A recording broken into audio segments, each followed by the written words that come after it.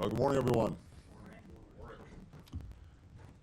So we said we would run through the tape, and I think we've been going in a full sprint. This has been quite an eventful final week for this administration, making good on the president's commitment to use every minute, every day of every week that we had to get results. When I came down here on my first full day in office, back when I had a little bit less gray hair, as my daughter likes to point out, I spoke about how the work that we do to keep the American people and the world informed through you, with you, could not be more important. Most of us have traveled well, more than 1 million miles now together. We've done it with a remarkable press corps, people that I've gotten to know as colleagues. If I said friends, that might actually create problems for you, but let me simply say how much I appreciate the partnership, the professionalism, the work that we've done. I have even greater respect, even greater appreciation for you asking the tough questions, for you holding us to account, being on the receiving end. Sometimes that's not always the most comfortable thing, not always the most enjoyable thing, but it is the most necessary thing in our democracy. Reporters in Gaza were on the receiving end of your bombs. Why did you keep the bombs flowing when we had a deal? I'm happy to address questions. We had a deal. Everyone in this room knows we had a deal, Tony, and you kept the bombs flowing. I'm happy to address questions when we get a chance. Thank you. Order on the mantle of your commitment to Zionism. Why did you allow my friends to be massacred? Why did you I'm happy to address your questions when we get to questions. Thank you. Thank you. You helped destroy our religion, Judaism, by association. Yeah, I have a statement. Yeah, I have a statement to make. Thank you. You waved the white flag before Netanyahu. You waved the white flag before Israeli fascism. I look forward to taking questions when I get a chance to finish my statement. Thank you. Your grandfather was an Israel lobbyist. Are you compromised by Israel? Why did you allow the Holocaust of our time to happen? How does it feel to have your legacy be genocide? How does it feel to have your legacy be genocide? You too, Matt. You smirk through the whole thing every day. You smirk through a genocide. Thank you. And thank you, Matt. Now, I've got a few more things to say, and then I'm happy to take any question about anything, as we've done these past 4 years.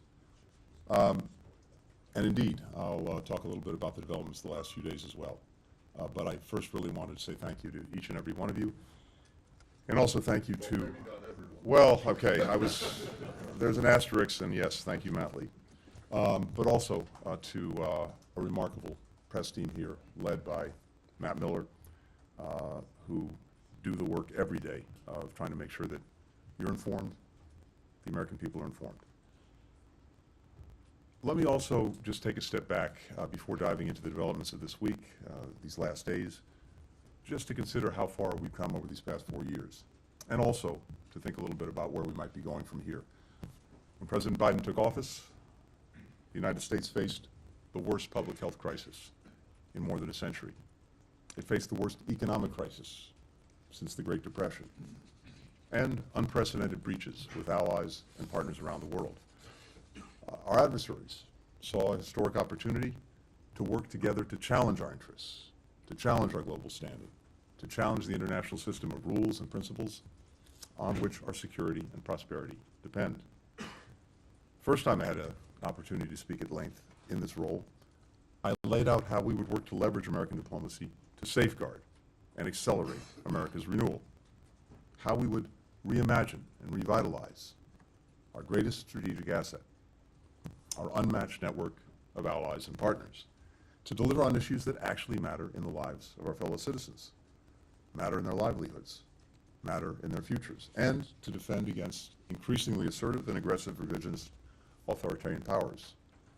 And also, how we modernize our own diplomacy to try to deliver on these priorities, to ensure that this department is ready to meet the tests of a more contested, a more complicated, a more combustible world. As President Biden emphasized when he was here on Monday, thanks to historic investments at home and around the world, the United States can now operate from a position of greater strength to tackle all of these challenges. Our adversaries and competitors are weaker. Our strategy of renewal has set the stage for America to win the fierce competition, to shape a new era of international affairs to the benefit of our people, the benefit of people around the world. And I think this week was another reminder, both of the power and the purpose of American leadership and American diplomacy. Over 15 months of devastating conflict between Israel and Hamas, we've worked to broker a deal that would bring hostages home, that would stop the fighting, that would surge humanitarian aid to people who so desperately need it, that would create the space to conclude a permanent ceasefire. We now have that, and we expect implementation of the agreement to begin on Sunday. As President Biden said yesterday, after more than 400 days of struggle, a day of success has arrived. I want to thank our fellow mediators, Qatar and Egypt, for their extraordinary partnership. And I want to thank my colleagues, in particular, Jake Sullivan, Bill Burns, Brett McGurk, for their remarkable skill, tireless dedication over these many months of negotiation. Will you recognize So- the Geneva Conventions apply to the Palestinians? And again, I'm happy to address questions when we have a chance. I'm happy to address questions in a moment. Thank you. This is a moment of tremendous relief for Israelis and Palestinians alike. The daughter of one hostage spoke for many when she said, "I can't wait to see them come back to their families. I'm so desperate to see them." A mother of 5 displaced from Gaza City said simply, "We are being reborn." It's also a moment of historic possibility for the region and well beyond. It's going to take tremendous effort, political courage, compromise to realize that possibility, to try to ensure that the gains that have been achieved over the past 15 months at enormous, excruciating cost are actually enduring, to manage the still profound risks, to deliver on the promise of a more integrated Middle East. And simply put, to forge this reality, there are 2 immediate imperatives. First, to fully implement the ceasefire deal. And then second, to finalize a plan, an effective plan, as I spelled out earlier this week, that provides for Gaza's transitional governance, its security, its reconstruction, and that can make the halt in fighting endure. Delivering on these 2 priorities will in turn create the conditions for Israel and Saudi Arabia to normalize relations between them, which will require a credible pathway to a Palestinian state.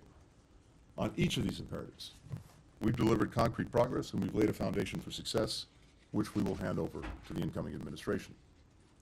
Together, they represent a historic opportunity to advance the long-term interests of the United States, our partners in the region, and around the Middle East. In Ukraine as well, we've seen the results of steadfast American leadership. We rallied and kept together some 50 countries to help Ukraine defend itself from Putin's war of aggression. Through Ukrainian courage and also Western resolve and firepower, Ukraine repelled Russia's invasion and took back half the territory it originally seized.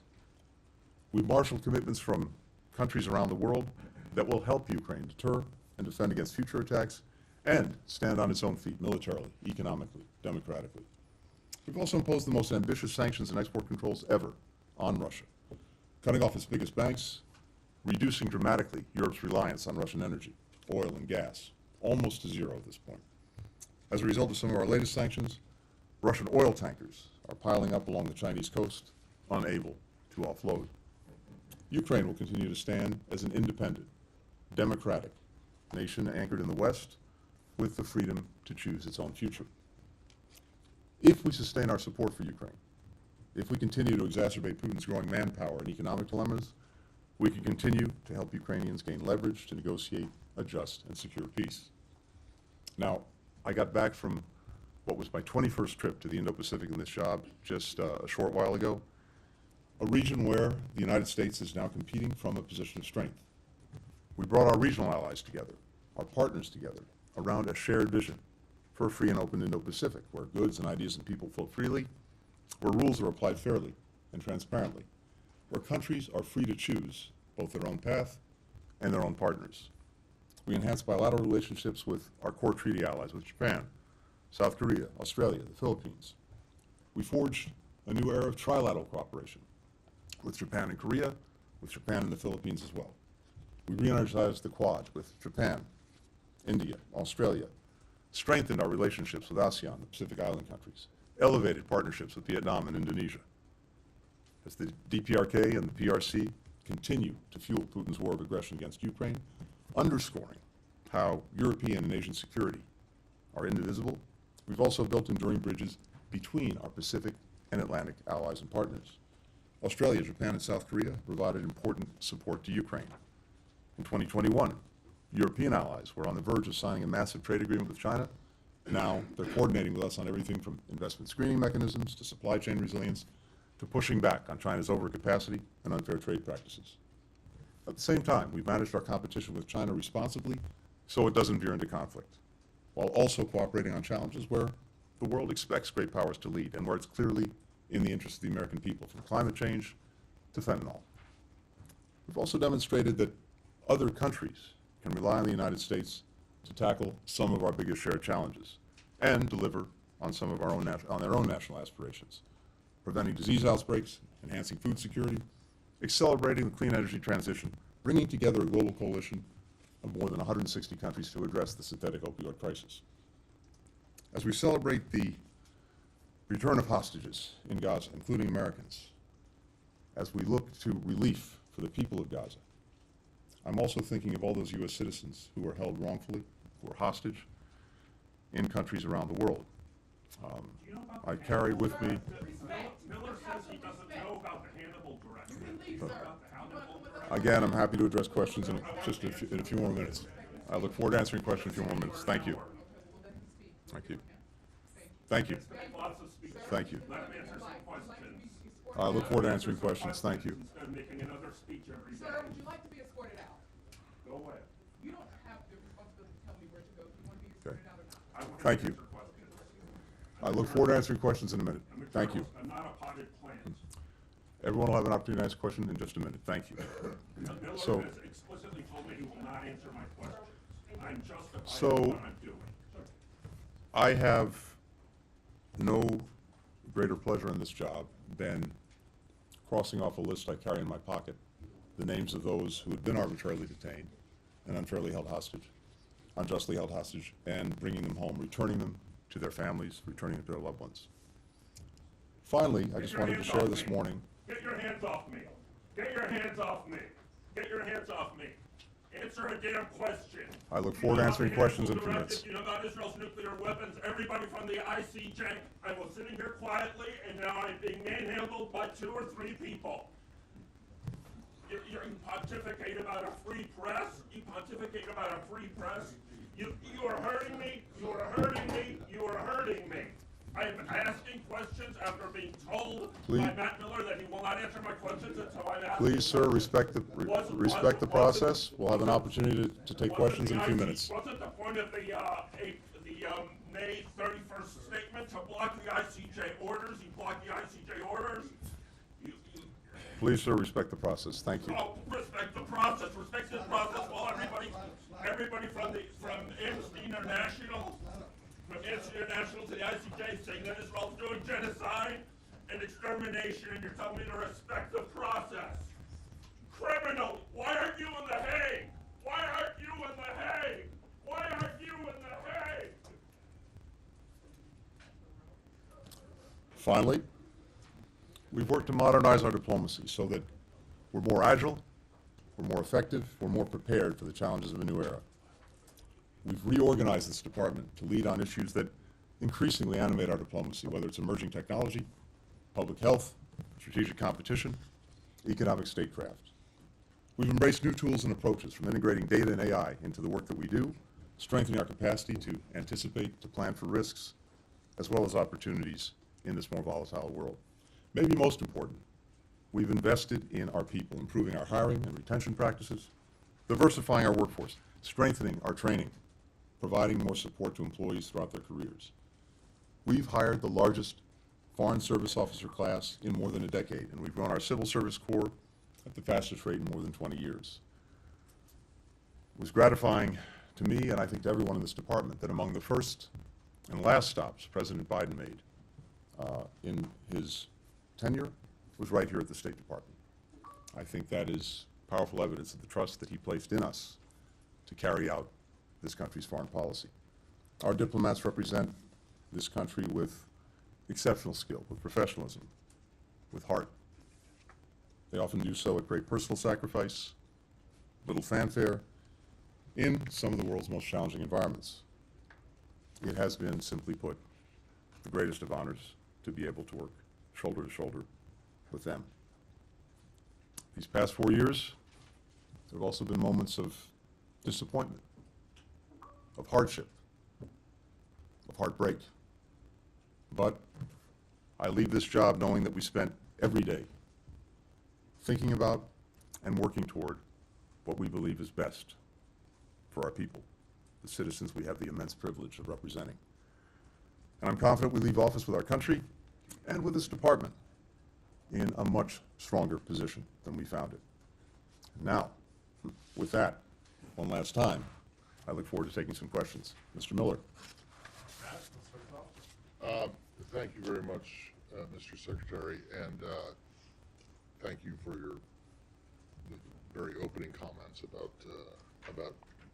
the work, the cooperation with us, the press corps. Even when we haven't always been satisfied with the answers, we do certainly appreciate your willingness to engage with us, and so thank you for that.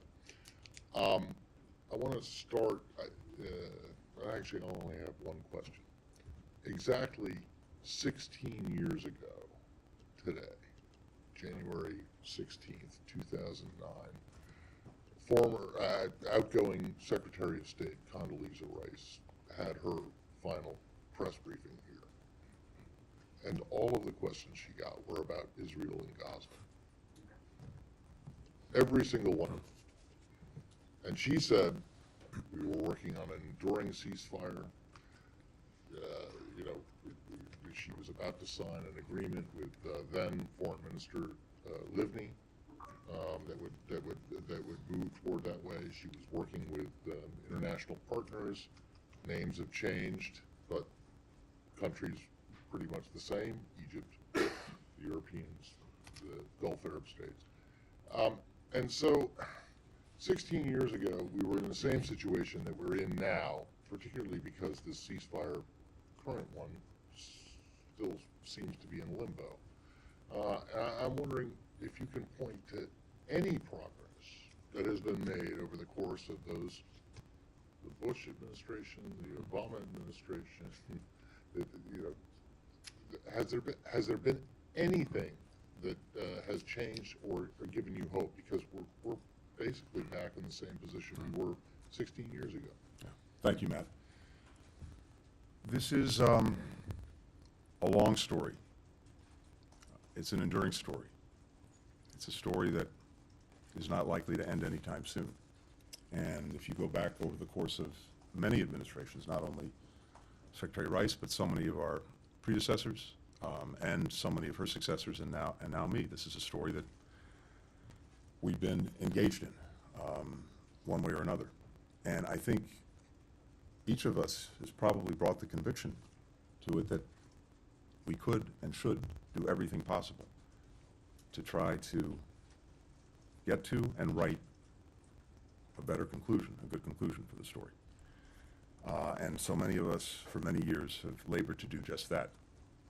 I think one of the lessons that we have to take away is that as resourceful and as powerful as we are, at the end of the day, we can't make decisions for others. They have to make them. They have to make hard choices. They have to take chances.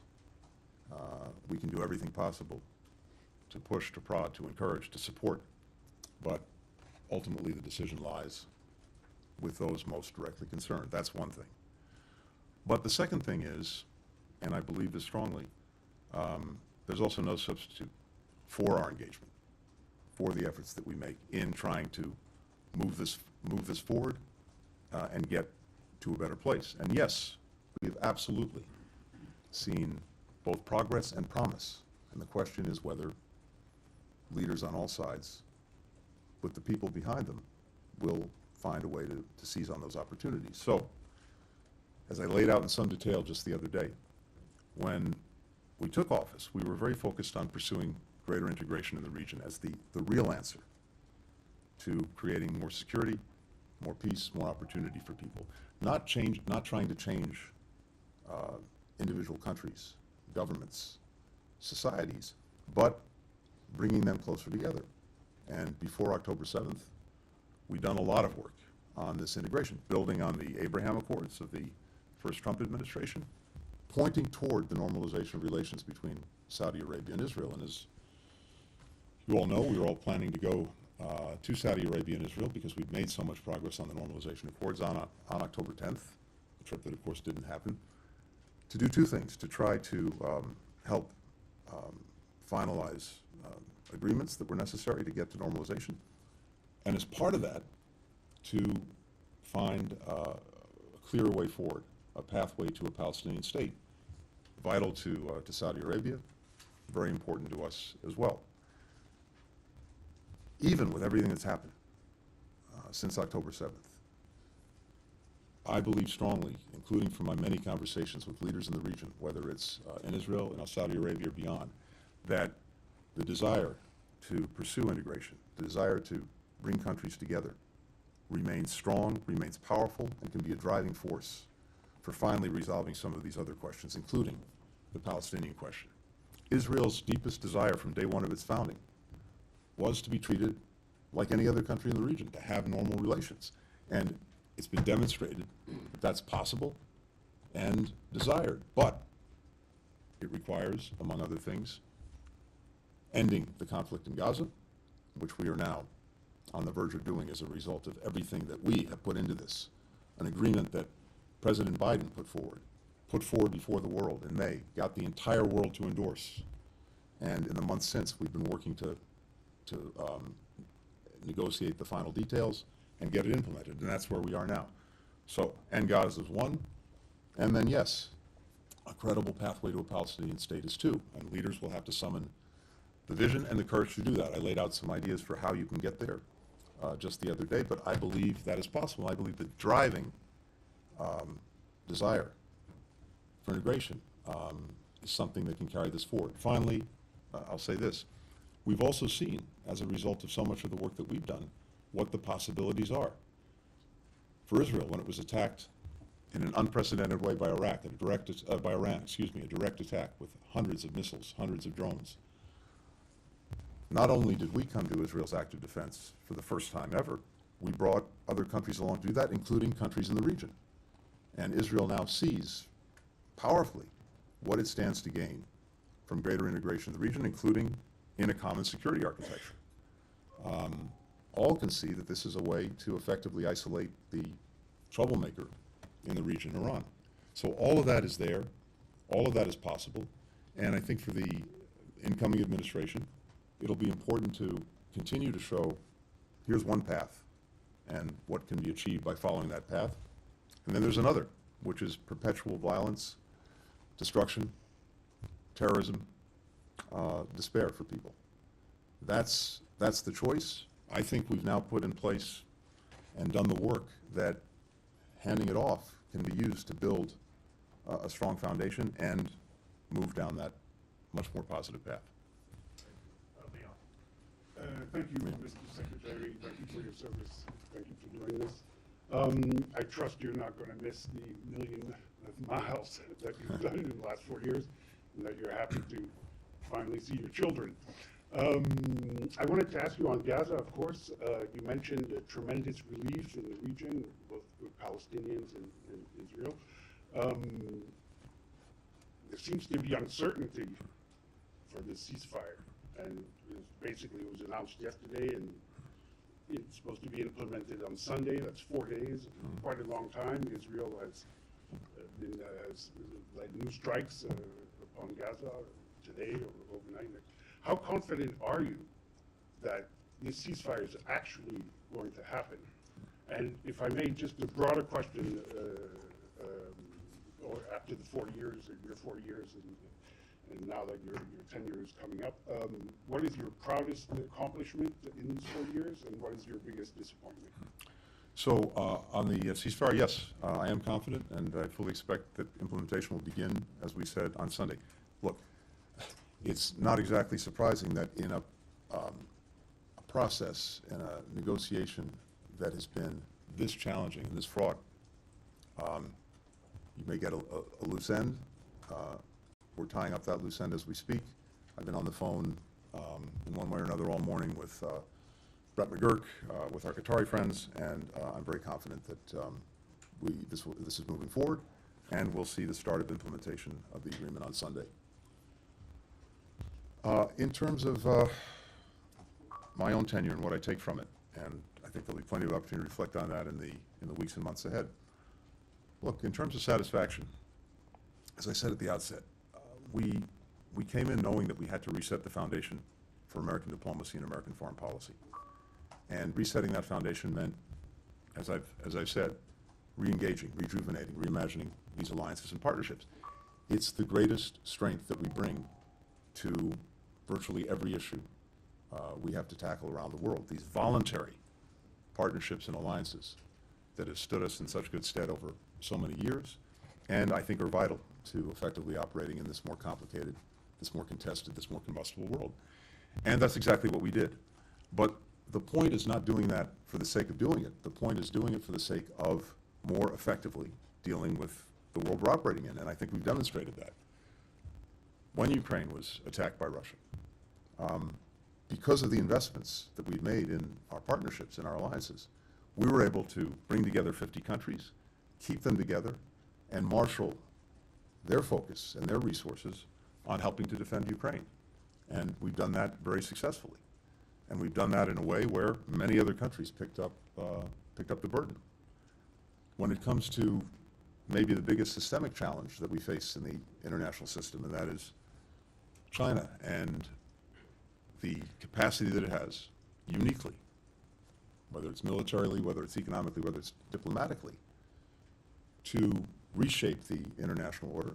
What we've been able to do through these stronger alliances and partnerships is to focus other countries in ways that we haven't seen before on how to deal effectively with the challenges posed by China. We have much greater convergence between us and partners in Europe, between us and partners in Asia, among all of us in confronting these challenges. And I listed a few areas in which we're working much more closely together. And as I said before, when you bring just the United States to the table, well, we have a lot of weight, but when it comes to economic issues, for example, where China's engaged in unfair practices, where it's engaged in overcapacity to try to drown our industries, our communities, our workers with their products, well, when we're taking that on and we're doing it alone, we're 20% of world GDP. When we're doing that in concert with allies and partners across Europe and Asia who are similarly aggrieved by these practices, well, we're 50-60% of world GDP, and it's a lot more effective in getting China to change its conduct. So those are just two ways in which we've used this investment in our allies and partners to get real results, to tackle real problems, to meet real challenges. And again, through so many of the issues that are affecting the lives of our people, we brought countries together in a way that's going to have a material impact on making things better. I mentioned earlier the coalition we built on synthetic opioids, on fentanyl. You've heard me say this before. The number one killer of Americans aged 18 to 45 is fentanyl. And it's by definition a problem that has to be tackled cooperatively with other countries, because the ingredients that go into making it may be made halfway around the world. They come close to our borders. They get synthesized into fentanyl. They come into the United States. They kill people. So the fact that we brought all of these countries together, now working in close concert to deal with this problem, that's going to have a material benefit on the lives of the American people. In these ways and so many more, what I take satisfaction is that we now can approach each of these problems from a position of much greater strength, much greater effectiveness. Disappointments? Yeah, of course. There are always many. There's always the things that you didn't get done. There's always the coulda, woulda, shoulda that you ask yourself. But I think it's also important to take a minute and take stock of what we actually have done, what the men and women of this department have achieved. Would I have wished, do I wish we could have gotten the ceasefire agreement months ago? Of course. The suffering since, the lives lost since, sure. Could have been avoided if we'd gotten this over the line sooner. But in something as complex, as complicated, where different events have intervened and the work that we had done, the progress we were making toward bringing it to conclusion was delayed or derailed, as the President again said yesterday, almost every time you're trying to deal with something this hard, And as George Mitchell put it so well in the context of Northern Ireland peace, you're going to have many, many days of setback and struggle before you get to that final day of success. But every one of those days of setback and struggle is necessary to get you to the day of success. Thank you for your service, and thank you for taking our questions over the last 4 years. Since the Gaza war erupted, there's been a flood of reports supporting videos and evidence of potential IHL violations by Israel, and yet your department has refrained from making a definitive assessment. There's a sense out there that you gave Israel a pass on this issue and that that's part of the administration's legacy. Is there any chance you will deliver a definitive assessment on this in your final days? And if I may, on another region, we're reporting that the U.S. will impose sanctions on Sudan's Burhan today. Could you confirm whether the administration will take that step, and why do this now, and why wait till now? Thank you. We and I take very seriously the work that we do, and we have a responsibility to do to assess in any place whether violations of international humanitarian law are occurring, war crimes, other abuses of international law, international norms, international practice. And that's what we continue to do every day, whether it's in the Middle East, Gaza, or in many other places around the world. And I'll come to that because your question about Sudan goes there as well. In Gaza, we faced a uniquely challenging situation in trying to make final determinations. Because uniquely in Gaza, besides having a population that's been trapped there that has nowhere else to go, you have an enemy that embeds itself in and among civilians, houses, hospitals, mosques, schools, and getting a clear picture and a clear understanding of whether any one incident in that context constitutes a violation of international law in one way or another is an incredibly complicated thing to do, especially to do in real time. So we continue to gather the information, we continue to assess it. If we have any conclusions that we can draw in the time that remains, we will. I'd also point out that in Israel itself, there are hundreds of cases that are being investigated. They have a process, they have procedures, they have rule of law, and we also look to them to carry out that process, to carry out the rule of law themselves. That's the hallmark of any democracy. We have reported in a number of ways on what we've seen, including in the NSM report.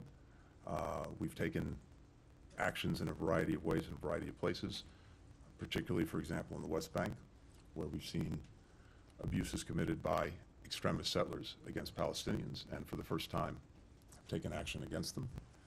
And I believe and trust that this process will continue, and as we are able to reach results, we will. When it comes to Sudan, you know the actions we took in the direction of the RSF just a few days ago. The SAF has also committed war crimes, and it continues to target civilians. It's obstructed the advancement of peace process. It's refused to participate on numerous occasions in ceasefire talks that we've sought to convene. And together with the RSF, it's caused what is the world's worst humanitarian crisis that people are suffering through every day. And we believe strongly, as we said, there's no military solution to this conflict. So we have to see two things. We have to see the effective provision of humanitarian assistance to people who need it. We've been working very hard on that. We've seen some progress, but not nearly enough. And we have to see the end of the firing, the end of this conflict. And there we've seen virtually no progress. So in this situation, we're able much more clearly to account for actions that are taken. There's no ambiguity about the environment in which both sides are operating and what the results of the actions that they've taken actually are, both in terms of the horrific consequences for human life and what that means under our law and under international law. Michelle. Follow up on that, thank you. Is the RSF and Burhan, are they equally responsible for mass atrocities? And are these sanctions a sign of a failure of diplomacy? And then real quickly on the Middle East, how would you describe your dealings these past 15 months with Netanyahu? So on the RSF and the SAF, the actions we took on the RSF, as you know, had a determination of genocide. The actions that we're looking at for the SAF go to war crimes, so there are gradations in these things, and we follow the law. We look at the criteria. We look at this intensely with our lawyers, with our experts, in order to make these determinations, guided, as I said, by the criteria. The end result is, one way or another, people are suffering grievously in Sudan. It is, again, the worst humanitarian crisis in the world, and we have been deeply engaged with our diplomacy to try to bring it to an end. We haven't to date. But as I've said, part of our challenge in any of these situations is to keep working through it, to keep pushing, to keep pressing, to get to that one day of success. It is, for me, yes, another real regret that when it comes to Sudan, we haven't been able on our watch to get to that day of success. As I said, some improvements in getting humanitarian assistance in through our diplomacy, but not an end to the conflict, not an end to the abuses, not an end to the suffering of people. We'll keep working it for the next 3 days, and I hope the next administration will take that on as well. On the last 15 months, look, one of the things I think is really important is, as a general matter, to focus less on personalities and on people and more on policies. And what is it that we can do? What is it we should do to affect those policies? And so what we've been working on over the last 15 months since October 7th was to help shape the response in a way that accomplished 3 basic things. One, of course, to try to ensure that October 7th could never happen again, and to make good on our commitment to Israel's security. 2, to prevent a wider war, a broader conflict that drew in more countries, more groups, both because that would bring even more death and destruction, and because it was exactly what Hamas was looking for: get that wider war, be able to have others attacking Israel, and to allow Hamas to continue to do what it was doing. And third, of course, was to try to do right by the people who were caught in the middle of this crossfire that Hamas initiated: the children, the women, the men of Gaza, with better protection for them, with more assistance for them. And that's what we've been focused on these 15 months. None of that changes what's happened, but it has put us now in a position where there is the real possibility for moving this to a better place. The immediate possibility, more than possibility now, the immediate reality of finally moving Gaza to a better place, finally getting hostages home, finally getting relief that people need, finally having an opportunity to have an enduring ceasefire, but also, as I was talking about with Matt before, in the region, as a result of the extraordinary setbacks that all of these actors who are responsible for the death, the carnage, the inability to make progress, the setbacks that they've encountered, whether it's Iran, whether it's Hezbollah, whether it's Hamas. So that creates a real moment of opportunity. And as I said, we've done everything we can to put in place, to make the investments and the plans necessary to take advantage of that opportunity. We're handing them off, and my hope, as I said, is the administration that's coming in will continue them. Mr. Secretary, on shaping those policies, looking back, is there anything you would have changed in how you negotiate to shape those policies? And do you regret not being firmer on the red lines you gave to Israel on humanitarian aid and civilian harm, given the state of Gaza right now? So again, a few things that I think are important, at least that I take away from this. One is it's I think a mistake to ascribe to any one individual or any small number of individuals policies that, in the case of Gaza, were basically supported by an overwhelming majority of Israelis after the trauma of October 7th. This is a deeply traumatized society, just as Palestinian society is deeply traumatized by everything that's followed October 7th. And if you don't understand that or don't factor that in, it's really challenging to make progress. So I think we've looked at that, we've understood that, and as I said, we had certain priorities that the President set that we've tried to carry forward in approaching everything we've done since October 7th, and we are now in a place where we're finally, I think, making good on those priorities. As I mentioned, one of them was to avoid a broader war with more countries coming in. And at various moments throughout these last 15 months, we've been right on the edge of having that wider war. And because of American diplomacy, because of American deterrence, because of America's ability to mobilize others, we've avoided it.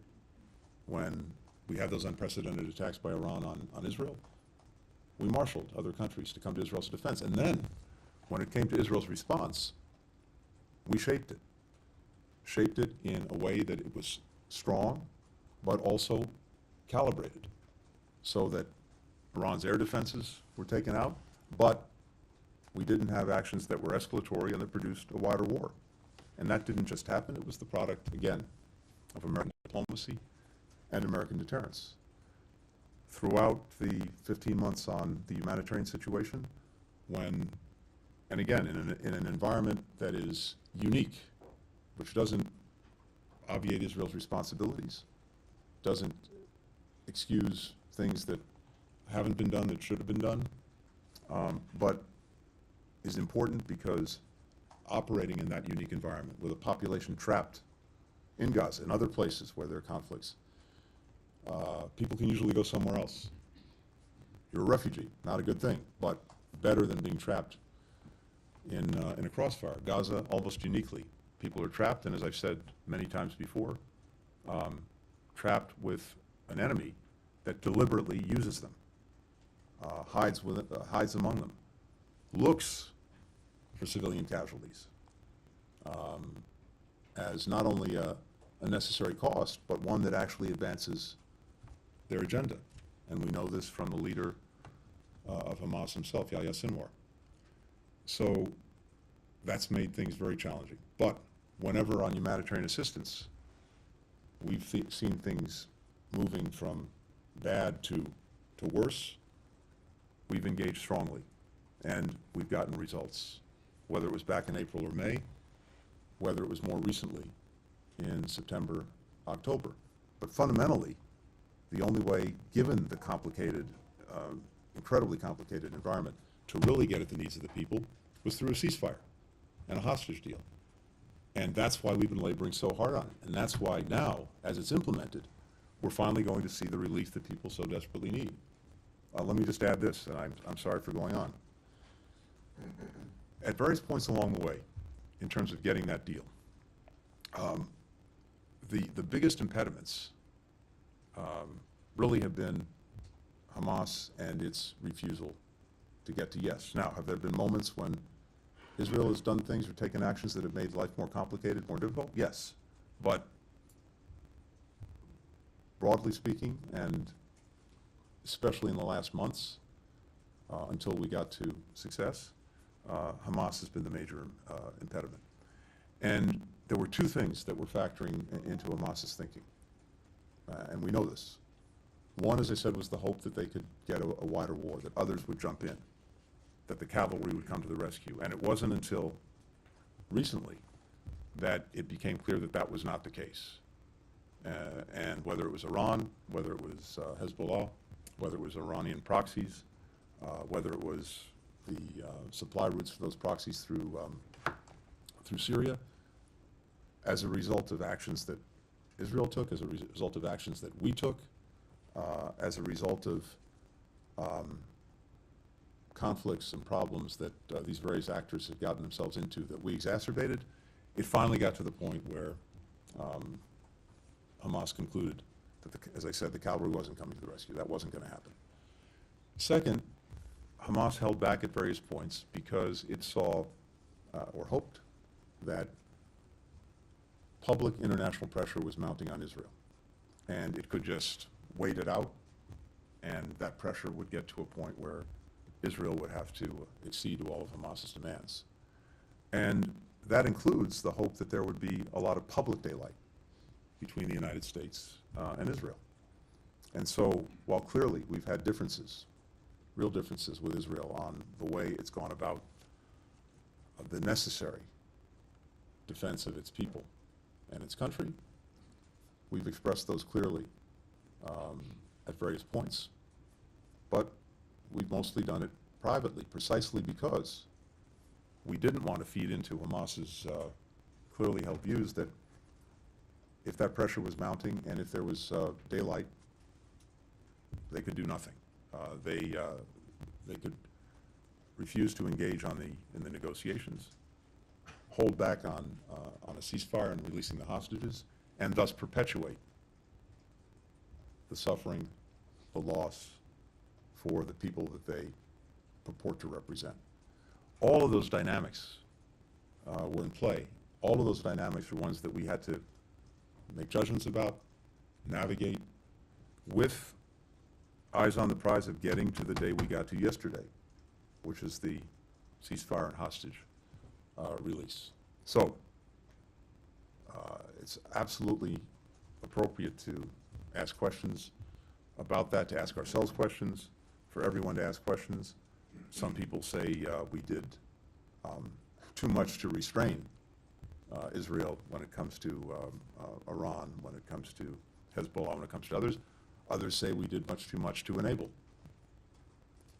And all of those questions are the right ones to ask, and they'll be asked for a long time. We have to keep our focus relentlessly on getting to this place where we could actually get a change, where we could actually get an end to a conflict, an end to suffering, and the prospect of something better. We'll take one more. Mr. Secretary, thanks very much. On why you got to the ceasefire deal, as you just highlighted, you talked a lot about Hamas and pressure, Hamas being diminished, helped get them across the line. But on the Israeli side, do you believe that Trump and Steve Witkoff, either through direct pressure or through Netanyahu's perception of Trump, that helped get this deal across the line? And I want to bring up Ukraine and give you a chance to do legacy on Ukraine. You've argued that you've taken a lot of recent steps to try and give Ukraine leverage and give the Trump administration leverage. Let me just point out, though, that there's no money left in the replenishment fund. Ukraine struggles on the front line. Russia has a reconstituted defense industrial base because of China. So do you fear that your legacy on Ukraine could actually be defined by your successor? On the ceasefire deal first, look, the important thing is not who gets the credit. The important thing is getting the result, and that's exactly what we've gotten. As I've said, the deal that was agreed is based on the proposal that President Biden put out months ago in May.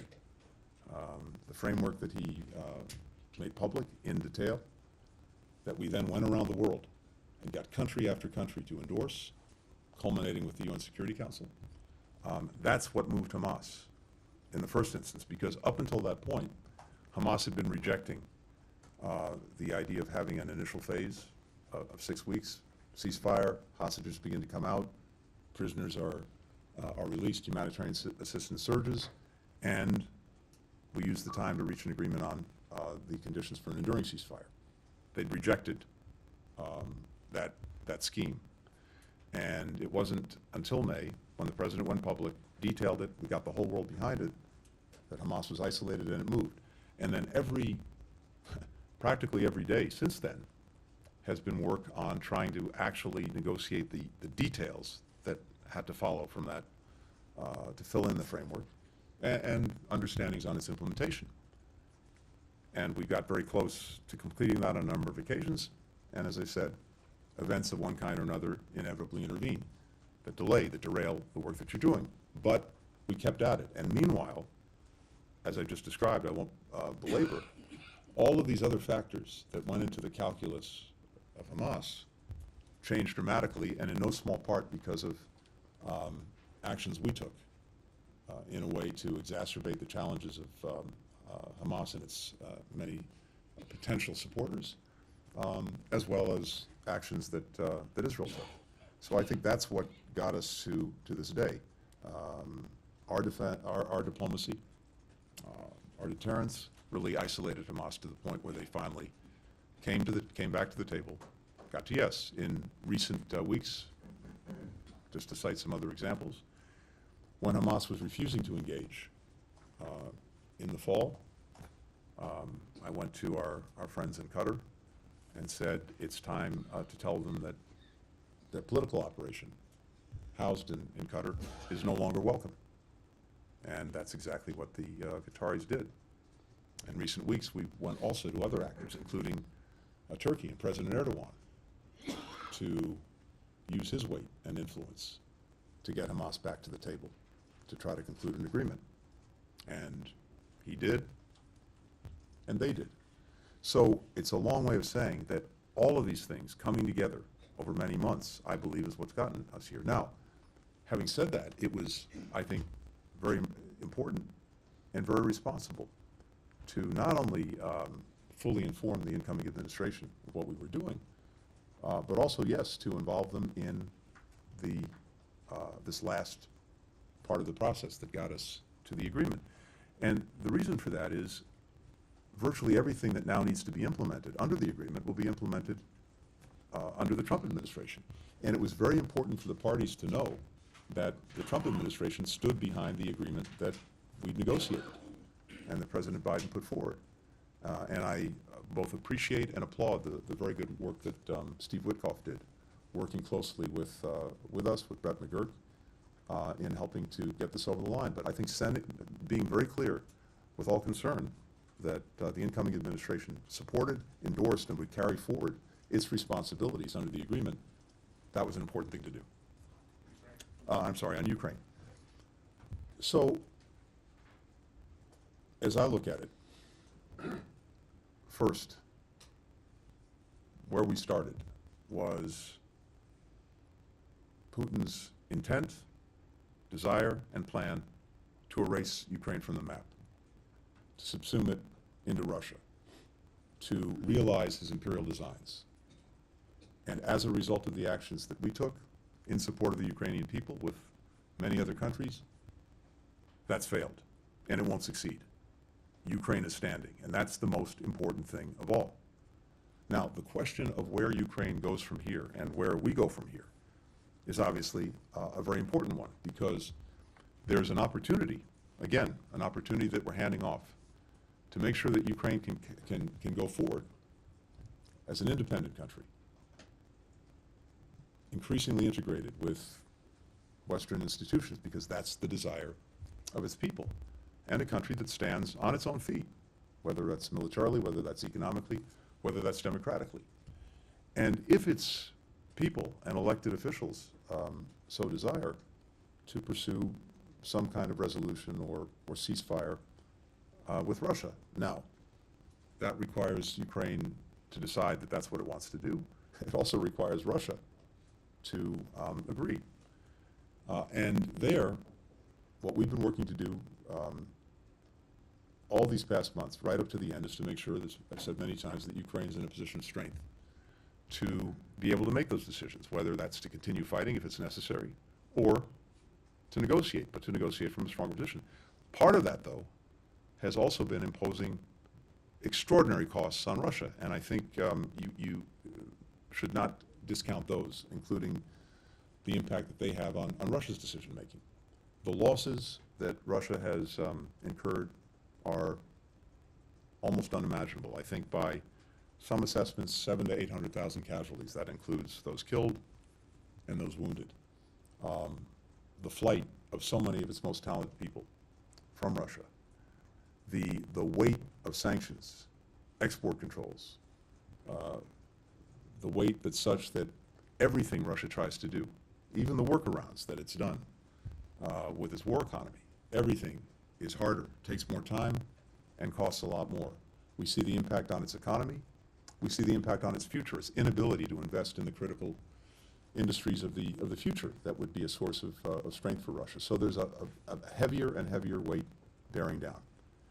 So I believe that the incoming administration is in a position where, if the Ukrainians so desire and so choose, it can help to negotiate a good deal. And President Trump talks about having good, strong deals. I think there's an opportunity to get one. One of the most critical things will be, if there is to be a ceasefire, is to make sure that it's enduring, that it holds. Because what we know is this: in Putin's mind, if there's a ceasefire, he's simply going to rest, refit, and then, when he deems the moment right, reattack. So you have to have built into any ceasefire the effective deterrence necessary so that he doesn't reattack. That is, I think, a necessary part of any good, strong deal for Ukraine. So there are lots of ways of doing that, and we've been talking to European partners about some of that. Again, all of that I'm sharing with the incoming administration, and I would hope and expect that they can help land this in a place where everything we've done to make sure that Ukraine not only survives, which it is and which it will, but actually thrives, can be realized. Thank you. Take a couple more. On Austin Tice, it's been a few weeks since Roger Carstens had said they were narrowing down locations where he may have been held. I just wanted to see if you had any more fidelity on that. And then separately, yesterday, your successor before the Senate Foreign Relations Committee commented on the Panama Canal. You've been dismissive of the incoming administration's overtures on Greenland, but not as vocal on the Panama Canal. He said the issue is not a joke and it's a legitimate issue that needs to be confronted over questions of neutrality and China's ability to choke off commerce on both sides of the canal. So I wanted to see your comments on that. Sure. Look, on Austin Tice, all I can tell you is this. Not a day goes by where we're not out there trying to obviously find him or get information about what has become of him. And I don't have anything to report beyond what we've already said, but we have people throughout Syria who know the importance that we attach to this and are leaving no stone unturned to find Austin. So he and his family remain in my thoughts, all of our prayers, but mostly we're working in any way that we can to find him. And of course, if we have any further information and hopefully have Austin, we'll share that, or the next administration will share that. Look, on Panama, on the Panama Canal, we have a treaty, we have a settled policy of many years, and that's not going to change. And as I've said before, I think it doesn't warrant spending a lot of time talking about it. Now, when it comes to the resilience of our supply chains, when it comes to making sure that we can get what we need and we don't have risk attendant with it, including from countries with which we have challenged relations, that is important, and that's something that we've worked on pretty much around the world for the last 4 years, building a greater diversity of supply chains, building a greater resilience. Also, trying to make sure that countries that were trying to build up and build out their own infrastructure to improve the lives and livelihoods of their people had a better offer from us, so that they didn't have to turn to others on much more onerous terms. And we've made extraordinary progress on that these last 4 years. So I think that's where the focus should be, and that's where I expect the focus actually will be. Tom. Mr. Secretary, thank you for taking the extra questions. since the ceasefire was announced, authorities in Gaza reported another 73 people killed. Aren't we seeing an erosion of norms, given the extraordinary numbers? And you've been saying for months that Hamas is degraded militarily. At one point you said, I think Israel was only making marginal gains when there'd been another very big airstrike with civilians killed. So I just want to put that point to you, that haven't we seen here the degradation of norms, given the kind of extraordinary numbers, and here we are still seeing them after a ceasefire agreement is announced in the run-up to that. So I wanted to get your thoughts on that. And just secondly, on the point about international journalists being banned from Gaza, can you tell us that you are and have been still pressing the Israelis, that it is your expectation that international journalists will be allowed in? Second part first, yes, that remains the expectation, and I think it's, as in any place, very important that all of you and your colleagues are able to report, are able to share with the world what the reality is. So certainly I fully expect that to happen, especially in the context of a ceasefire, where the idea that it just may be too dangerous for anyone to operate is no longer the case. So I fully expect to see that. During the ceasefire, during phase one? I would hope so. I can't speak to what the policies will be, but from my perspective at least, yes. Second, with regard to the ongoing actions, I spoke to this the other day at the Atlantic Council, and yes, I think some months ago, Israel achieved its core strategic objectives in Gaza. The fundamental objective being to ensure that Hamas could not repeat the horrors of October 7th, and to do that, to dismantle its military organization and capacity, and to deal with the leaders who were responsible for October 7th. And that happened some months ago. But in order for there to be a ceasefire, it was necessary that there be some agreement on getting the hostages out, including 7 Americans who remain. And in order to get the ceasefire to be enduring, now that we have an agreement on its first phase, there have to be understandings on what comes after, on a post-conflict plan, one that allows Israel to fully pull out its forces and stay out, one that makes sure that Hamas can't go back in, and one that provides for the necessary governance, security, reconstruction of Gaza. And we've been working every day in parallel on those plans. So now there's an opportunity, finally, to move forward. But as I said to you the other day, I think Israel's perspective on this has been, if they took pressure off of Hamas, it would make it less likely that Hamas would actually finally conclude this agreement. That's the way they see it, and that's the way they proceeded. We've tried to reinforce every day the urgency of actually getting to an agreement, so that all of this would stop. The firing by both sides would stop. The hostages would come out. The relief would get in. Well, we're finally at that point. I thank you all very, very much. Thank you. Thank you. And enjoy driving yourself on Route 66 and the Kyiv Parkway. Matt, stay out of my way.